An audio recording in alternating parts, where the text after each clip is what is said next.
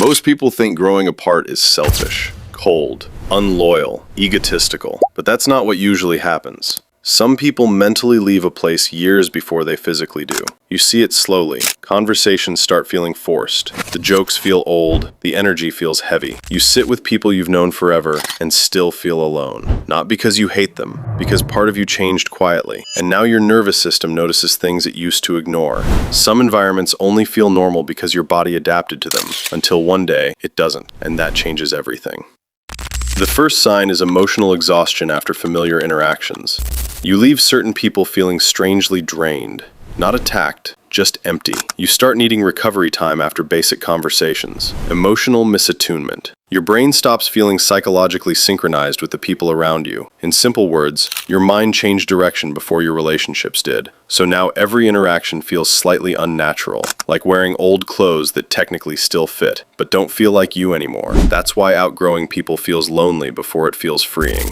The second sign is silence. You stop explaining yourself. You stop defending your goals. You stop trying to be understood, not because you became emotionally unavailable, because your brain learned something dangerous. Familiar people often protect the version of you they recognize.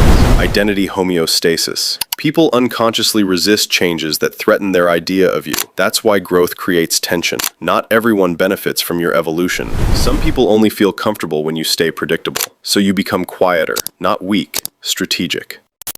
The third sign is discomfort around old habits. Places you once loved start feeling strange. Scrolling for hours feels numbing. Constant noise feels exhausting. Even certain jokes start feeling empty. Cognitive dissonance. Your behavior no longer matches your internal reality. Your mind starts rejecting patterns that once helped you survive. That's why growth feels confusing at first. Part of you still wants familiarity. Another part feels trapped by it. So you exist in between, not fully connected to your past, not fully comfortable in your future. That in-between stage breaks people, especially the ones who confuse comfort with alignment. The fourth sign is grief, and almost nobody talks about this part. Outgrowing people sounds empowering online. In real life, it feels like mourning someone still alive. You remember old versions of yourself around them, the laughter, the routines, the emotional safety, but your nervous system knows something changed. Emotional divergence. Two people emotionally developing in different directions. And the disturbing part? Nobody has to be toxic for this to happen. Sometimes nobody did anything wrong.